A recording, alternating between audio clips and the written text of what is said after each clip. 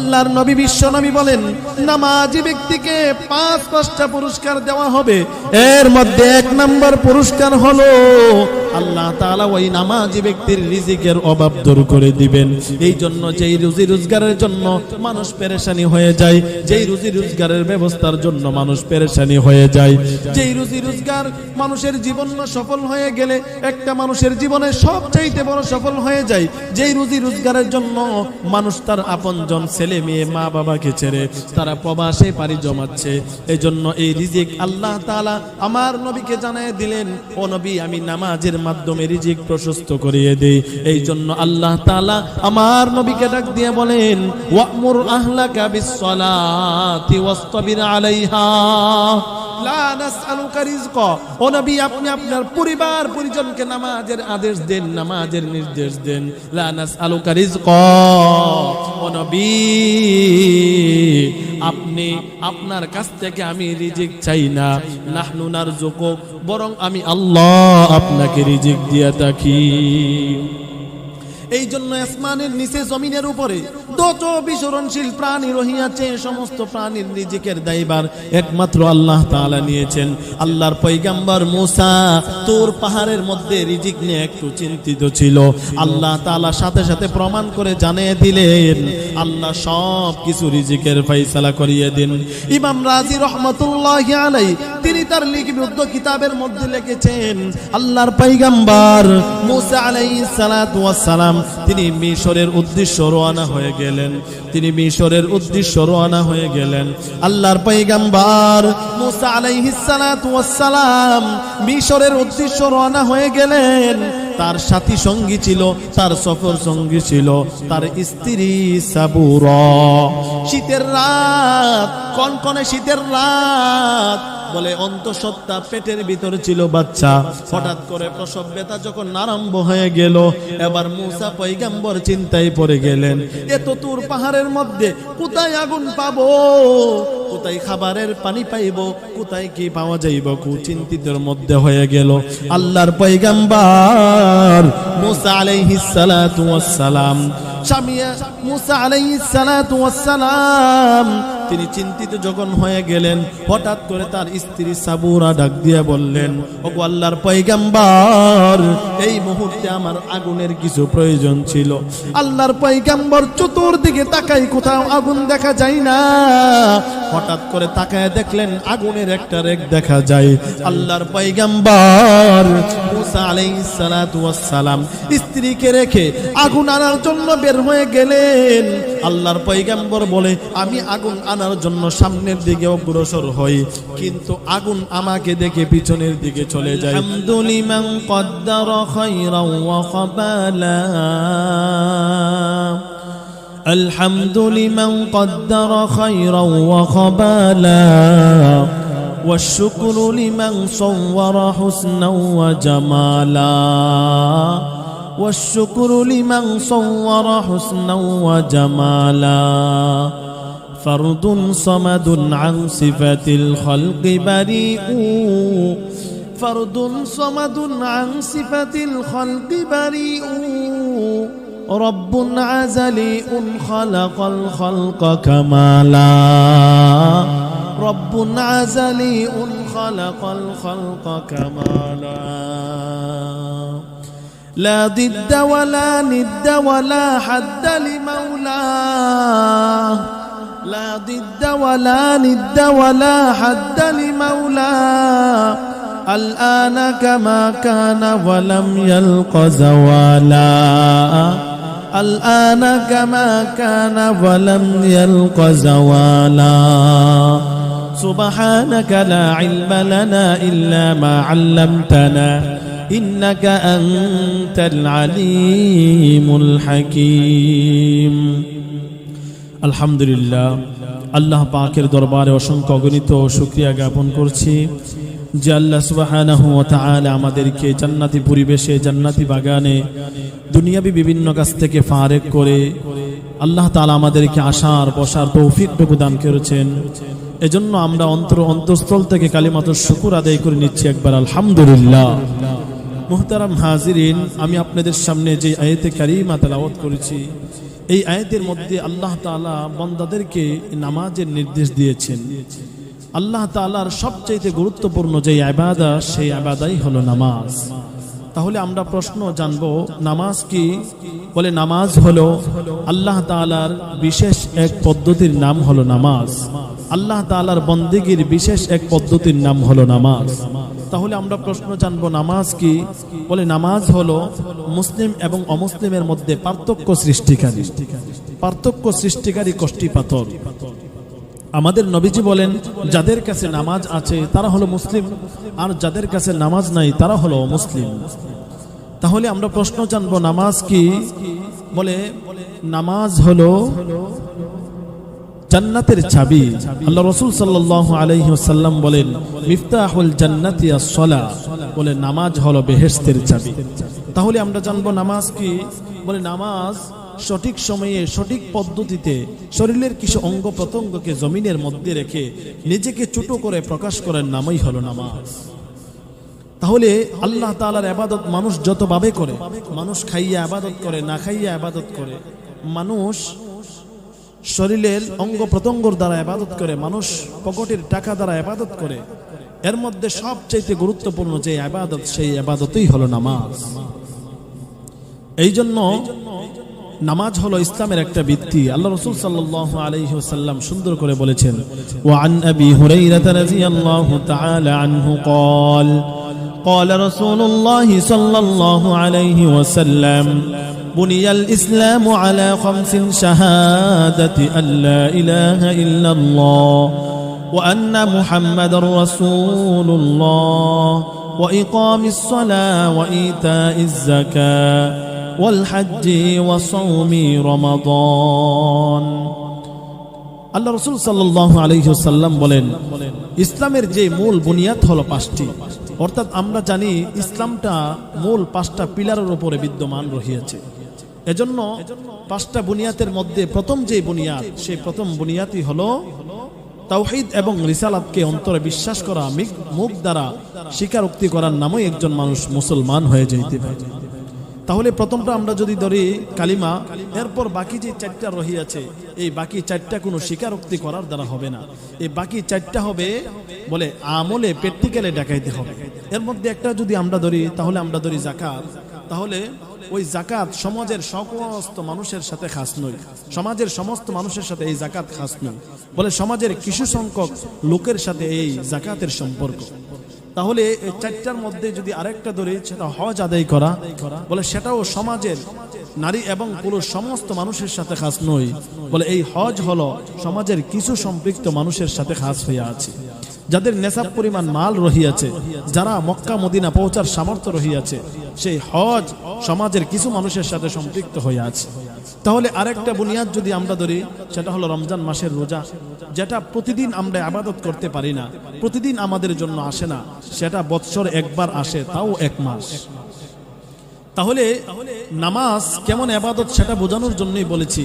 যাকাত সেটা প্রতিদিনের কোনো ইবাদত নয়, হজ এটা কোনো প্রতিদিনের ইবাদত নয়, বলে রোজা সেটাও কোনো প্রতিদিনের ইবাদত নয়, বলে প্রতিদিনের প্রত্যেকটা বালক এবং নারীর, প্রত্যেকটা মানুষের, বিবেকওয়ালা মানুষের সবচেয়ে গুরুত্বপূর্ণ যে ইবাদত, সেই ইবাদতই হলো নামাজ। তাহলে এই নামাজই হলো ইসলামের একটা ভিত্তি।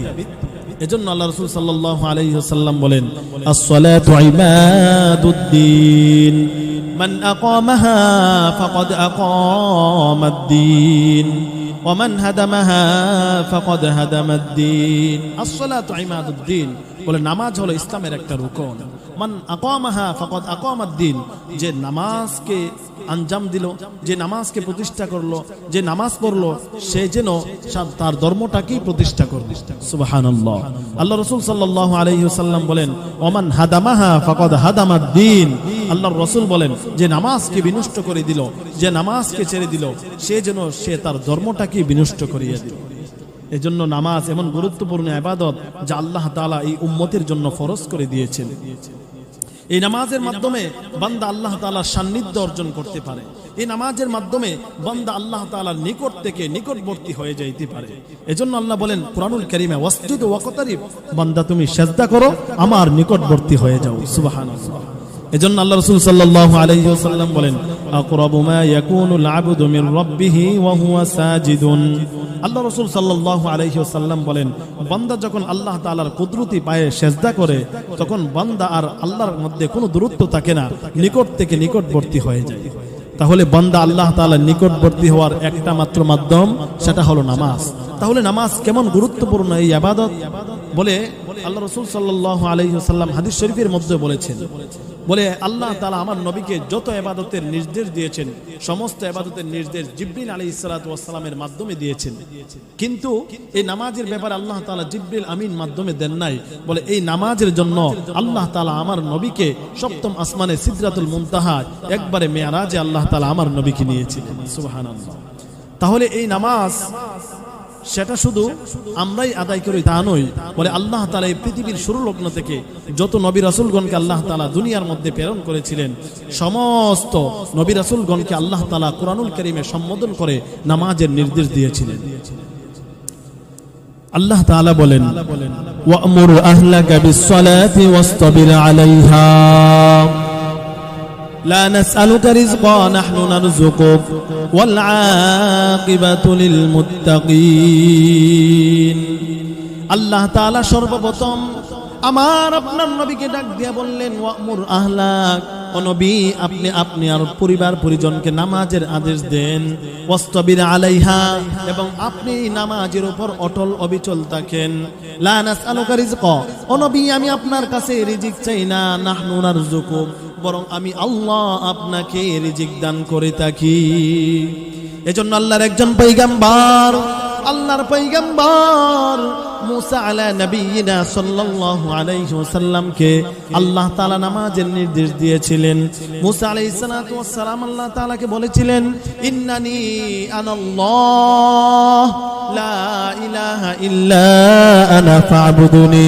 আল্লাহর পয়গম্বর মুসা আলা নবিয়িনা সাল্লাল্লাহু আলাইহি ওয়া আলিহি ওয়াসাল্লাম আল্লাহর পয়গম্বর আল্লাহকে ডাক দিয়ে বলে ইন্নানি আনাল্লাহ, ও আল্লাহ আপনি ছাড়া আমার কোনো ইলাহ নাই, আপনি ছাড়া আমার কোনো মাবুদ নাই, লা ইলাহা ইল্লা আনা ফা'বুদুনি, আমি একমাত্র আপনারই ইবাদত করি। এরপর মুসা আলাইহিস সালাতু ওয়াস সালাম বলেন ওয়া আকিমিস সালাতা লিযিকরি, ও আল্লাহ আপনার শরণার্থে আমি নামাজ আদায় করি। এজন্য আল্লাহর পয়গম্বর আল্লাহর খলিল ইব্রাহিম আলাইহিস সালাতু ওয়াস সালামকে এই কুরআনুল কারীমে সম্বোধন করে নামাজের নির্দেশ দিয়েছিলেন। আল্লাহ তাআলা বলেন রব্বি জাআলনি মুকিমাস সালাতি ওয়া মিন যুররিয়াতি রব্বানা ওয়া তাকাব্বাল দুআ।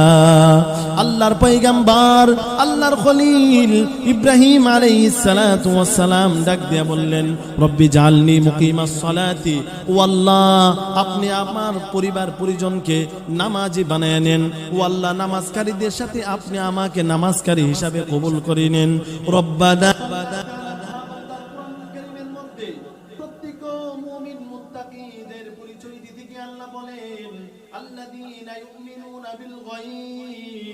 আল্লাহ তাআলা বলেন যারা অদৃশ্যের প্রতি বিশ্বাস করে, যারা গায়বের প্রতি বিশ্বাস করে, ওয়া ইউকিমুনাস সালাত, এবং যারা নামাজ আদায় করে, এবং যারা নামাজ আদায় করে তারা হলো প্রত্যেক মুত্তাকি বান্দা। এজন্য নামাজ ব্যতীত কোনো মানুষ মুত্তাকি ওয়ালা হইতে পারবে না, ওই নামাজ ব্যতীত কোনো মানুষ তাকওয়া ওয়ালা হইতে পারবে না। এজন্য নামাজ কেমন ইবাদত, যে ইবাদতের কথা আল্লাহ তাআলা হাসর মাঠে বান্দার কাছ থেকে সর্বপ্রথম জানতে চাইবেন। আল্লাহর পয়গম্বর হাবিবে কিবরিয়া নবী মুহাম্মদুর রাসূলুল্লাহ সাল্লাল্লাহু আলাইহি ওয়াসাল্লাম বলেন আউয়ালু মা ইউহাসাবু বিহিল আবদু ইয়াউমাল কিয়ামাতিস সালাতুহু, বলে কিয়ামতের মাঠে সর্বপ্রথম নামাজের হিসাব হইবে। ফাইন সালাহা, যদি ওই ব্যক্তির নামাজের হিসাব সঠিক হয়ে যায়, ফাইন সালাহাত সাইরু আমালিহি, ওই বান্দার সমস্ত ইবাদত ঠিক হয়ে যাবে, যার নামাজ তারা বসবাস করবে। এই জন্য যারা নামাজকে গুরুত্ব এবং ইহতিমামের সহিত নামাজকে আদায় করতে পারবে, আল্লাহর নবী বলেন তাদের জন্য 1 নাম্বার নয়, 2 নাম্বার নয়, তাদের জন্য 5টা পুরস্কারের ব্যবস্থা করে রেখে দিয়েছেন।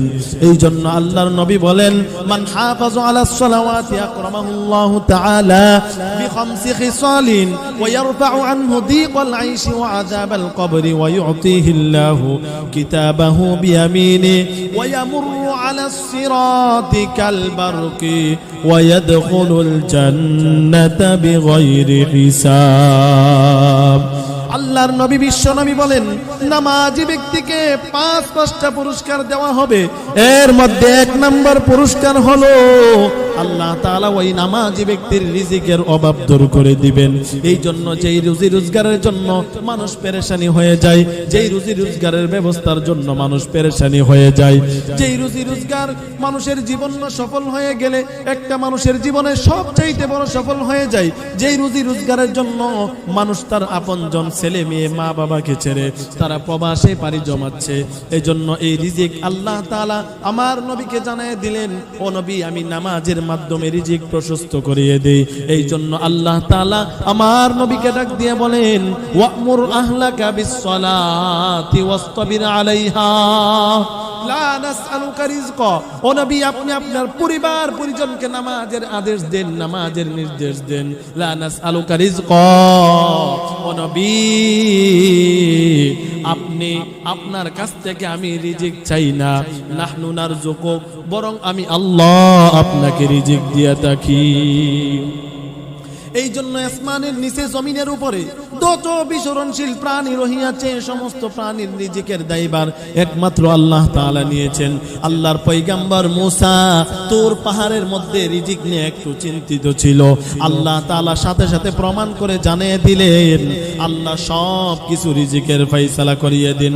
ইমাম রাজি রহমাতুল্লাহি আলাইহি তিনি তার লিখিত কিতাবের মধ্যে লিখেছেন, আল্লাহর পয়গম্বর মুসা আলাইহিস সালাতু ওয়াস সালাম তিনি মিশরের উদ্দেশ্যে রওনা হয়ে গেলেন।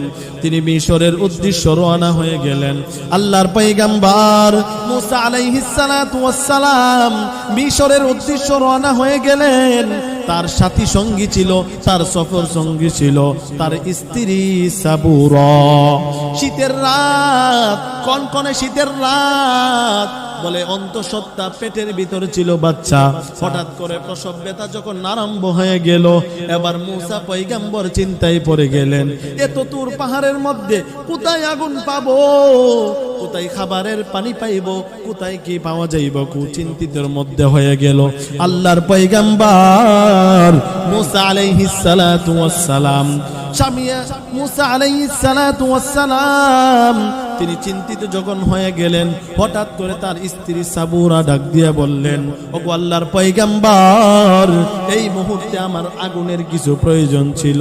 আল্লাহর পয়গম্বর চতুর্দিকে তাকাই, কোথাও আগুন দেখা যায় না। হঠাৎ করে তাকায় দেখলেন আগুনের একটা রেখ দেখা যায়। আল্লাহর পয়গম্বর মুসা আলাইহিস সালাতু ওয়াস সালাম স্ত্রীকে রেখে আগুন আনার জন্য বের হয়ে গেলেন। আল্লাহর পয়গম্বর বলে, আমি আগুন আনার জন্য সামনের দিকে অগ্রসর হই, কিন্তু আগুন আমাকে দেখে পিছনের দিকে চলে যায়। আমি যখন এক ধাপ আগাই, আগুন এক ধাপ পিছনে চলে যায়। হঠাৎ করে আওয়াজ আসলো, ফাখলানা আলাইক ইন্নাকা বিল ওয়াদিল মুকদ্দাসি তুয়া। আল্লাহর পয়গম্বরকে ডাক দিয়ে বললেন, ইয়া মুসা তুমি তোমার পায়ের জুতা খুলে ফেলো, এটা হলো তোর পতাকা, এটা তোর পবিত্র পাহাড়। আল্লাহর পয়গম্বর মুসা আলাইহিস সালাতু ওয়াস সালাম বলে, আমাকে যদি কেউ ডাক দেই হয়তো সামনের দিক থেকে ডাক দেই, নয়তো পিছনের দিক থেকে ডাক দেই। আমাকে যদি কেউ ডাক দেই হয়তো ডান দিক থেকে ডাক দেই, নয়তো পিছনের দিক থেকে বাম দিক থেকে ডাক দেই, কিন্তু একমন আওয়াজ আমি তো বুঝতে পারি না। আল্লাহ ডাক দিয়া বলেন, ইন্নী আনা রাব্বুক ওয়া মুসা আমি তোর রব, ও মুসা আমি তোর মালিক। আল্লাহর পয়গম্বর এবার ডাক দিয়া বলে, ও আল্লাহ আপনার আওয়াজ এত সুন্দর, না জানে আপনি কত সুন্দর। মুসা পয়গম্বর আওয়াজ দিয়ে বলে, রব্বি আরিনি, ও আল্লাহ আল্লাহ আপনি আমাকে দেখা দাও, দেখা দাও। আল্লাহ বলে লাং তারানি, ও মূসা তুমি আমাকে দেখতে পারবে না। আল্লাহর পয়গম্বর বলে রব্বি আরিনি, ও আল্লাহ আপনি আমাকে দেখা দাও। মূসা পয়গম্বরকে আল্লাহ জানিয়ে দেন লাং তারানি, ও মূসা তুমি আমাকে দেখতে পারবে না। কেন কেন জানোনি? আমি আল্লাহকে দেখার জন্য যেই পরিমাণ পাওয়ার, সেই পরিমাণ পাওয়ার তোমাকে আমি দেই নাই। এই জন্য আল্লাহ নবী, বিশ্ব নবী বলেন এই নামাজের মাধ্যমে রিজিক প্রশস্ত হয়ে যায়। অন্ধশ্রদ্ধা পেটের ভিতর বাচ্চা ছিল আল্লাহর পয়গম্বর মুসা আলাইহিস সালাতু ওয়াস সালাম যখন রিজিক নিয়ে চিন্তিত ছিল, বলে এমত অবস্থায় চিন্তা করলেন কোথাও এমন কি পাওয়া যাবে। এজন্য চিন্তিত যখন ছিলেন আল্লাহ তাআলা জানিয়ে দেন, ও মূসা তোমার হাতে কি? মূসা পয়গম্বর বলে ও আল্লাহ আমার হাতে তো আমার লাঠি। আল্লাহ বলে তোমার সামনে বিশাল বড় পাথরটার মধ্যে লাঠি দ্বারা আঘাত করো। আল্লাহর নির্দেশ পাওয়া মাত্রই পয়গম্বর মূসা আলাইহিস সালাতু ওয়াস সালাম সাথে সাথে ওই পাথরের মধ্যে আঘাত করলেন। আঘাত করার সাথে সাথে পাথরটা পেটে ভেঙে চূর্মা বিচ্ছিন্ন হয়ে গেল। বলে এমত অবস্থায় আল্লাহর কাছে দোয়া করলেন, ও মালিক আপনার আদেশ পাওয়া মাত্রই পাথরের মধ্যে লাঠি মারলাম, পাথরটা ভেঙে চূর্ণ বিচ্ছিন্ন হয়ে গেল। ও আল্লাহ আমি তাকে দেখি ওই পাথরের ভিতর থেকে আরেকটা পাথর বের হয়ে চলে আসলো। আল্লাহ বলে ও মূসা তুমি ওই দ্বিতীয় পাথরের মধ্যে তোমার লাঠি দ্বারা আঘাত করো। আল্লাহর নির্দেশ পাওয়া মাত্রই আল্লাহর পয়গম্বর মূসা আলাইহিস সালাতু ওয়াস সালাম ওই দ্বিতীয় পাথরের মধ্যে যখন আঘাত করলেন, আঘাত করার সাথে সাথে দ্বিতীয় পাথরটা ভেঙে চূর্ণ বিচ্ছিন্ন হয়ে গেল। আল্লাহর কাছে দোয়া করলেন, ও আল্লাহ আপনার আদেশ পাওয়া মাত্রই আমি প্রথম পাথরে বাড়ি দিলাম, দ্বিতীয় পাথর বের হলো। এখন দ্বিতীয় পাথরের মধ্যে আঘাত করলাম, তৃতীয় পাথর বের হয়ে গেল। আল্লাহ ডাক দেয়া বলে, ও মূসা তুমি ওই তৃতীয় পাথরের মধ্যে তুমি তোমার লাঠি দ্বারা আঘাত করো। যখন মূসা পয়গম্বর ওই লাঠি দ্বারা যখন আঘাত করলেন, আঘাত করার সাথে সাথে তৃতীয় পাথরটা ভেঙে গেল। তৃতীয় পাথরটা ভেঙে যাওয়ার পর আল্লাহর পয়গম্বর তাকায় দেখলেন কি সুন্দর একটা পিপিলিকার মতো একটা প্রাণী ওই পাথরের ভিতরে। আবার ওই পানিটার মুখের মধ্যে কি যেন খাবার দেখা যায়। আল্লাহর কাছে দোয়া করলেন, ও মালিক কেমন দৃশ্য, কেমন কারণ, পাথরের ভিতরে কি করে এত সুন্দর পিপিলিকা, এত ছোট্ট প্রাণীটা কিভাবে এখানের মধ্যে পৌঁছে গেল। আল্লাহ তাআলা ওই প্রাণীর জবান খুলে দিলেন। আল্লাহু আকবার। প্রাণীর জবান খুলে দিলেন আর ওই প্রাণীর ভাষা বোঝার মতো শক্তি আল্লাহ তাআলা পয়গম্বরকে দান করলেন। এবার ওই প্রাণী ডাক দিয়ে বলে সুবহানা মাইয়ারানি ওয়া ইয়াসমাউ কালামি ওয়া ইয়ারিফু মাকানি ওয়া লা ইয়াযকুরুনি ওয়া লা নিসানি। এবার ছোট্ট প্রাণীটা আল্লাহর পয়গম্বরকে ডাক দিয়ে বলেন, ওগো জমানার নবী মূসা, ওগো পয়গম্বর মূসা, সুবহানা মাইয়ারানি আল্লাহ তো ওই সত্তা, ওয়া ইয়ারিফু মাকানি ওয়া ইয়াসমাউ কালামি যিনি আমার কথা শুনেন, যিনি আমার অবস্থা সম্পর্কে জানেন। ওয়া ইয়ারিফু মাকানি যিনি আমার কথা শুনেন, যিনি আমার অবস্থা সম্পর্কে জানেন। ওয়ালা ইয়াযকুরুনি ওয়ালা নিসানি তিনি আমাকে ভুলেন না, তিনি আমাকে সদা সর্বদা স্মরণ রাখেন। আল্লাহর পয়গম্বরকে ছোট্ট প্রাণী খাবার দিয়ে বুঝিয়ে দিলেন রিজিকের জন্য কোনো চিন্তিত হতে হবে না, রিজিকের জন্য কোনো পেরেশানি হতে হবে না। এই জন্য আমরা জানবো নামাজের মাধ্যমে আল্লাহ তাআলা রিজিক প্রশস্ত হয়ে যায়। এই জন্য রিজিক প্রশস্ত হওয়ার আরো কিছু কারণ রহিয়াছে। এর মধ্যে এক নম্বর কারণ হলো বান্দা আল্লাহর উপর তাওয়াক্কুল করবে। দ্বিতীয় নাম্বার কারণ হলো বান্দা আল্লাহর উপর ভরসা, বান্দা আল্লাহর উপর তাওয়াক্কুল করবে। এই জন্য আল্লাহ তাআলা জানিয়ে দিলেন, ওয়া মাইয়া তাওয়াক্কাল আলাল্লাহি ফাহুয়া হাসবু। আল্লাহ তাআলা জানিয়ে দিলেন যেই বান্দা আমার উপর ভরসা করে ওই বান্দার জন্য আমি আল্লাহ স্বয়ং যথেষ্ট হয়ে যাইব। এজন্য যে সমস্ত বান্দারা আল্লাহর উপর ভরসা করবে, আল্লাহর উপর তাওয়াক্কুল করবে, আল্লাহ তাআলা কিরকম ভাবে তার জন্য রিজিকের ব্যবস্থা করে দিবে। আল্লাহর ওলি জন্নুন মিসরি রহিমাহুল্লাহ তিনার বেশিরভাগ আল্লাহর ইবাদতের মধ্যে বেশিরভাগ অভ্যাস ছিল। ওই জন্নুন মিসরি রহিমাহুল্লাহ তিনি বেশি বেশি করে আল্লাহর রাস্তায় দুরন্ত সফর করতেন। জন্নুন মিসরি রহিমাহুল্লাহ তিনি যখন একদিন বের হয়ে গেলেন সফরের মধ্যে, তার হাতের মধ্যে একটা ব্যাগ ছিল, ওই ব্যাগের মধ্যে শুকনা জাতীয় জাতীয় খাবার ছিল, ওই শুকনা জাতীয় খাবার নিয়ে তিনি সফরের মধ্যে বের হয়ে গেলেন। সন্ধ্যা যখন হয়ে গেল তিনি চিন্তা করলেন এমতো অবস্থায় একটা গাছ দেখা যায়, ওই গাছের নিচে আমি অবস্থান করি।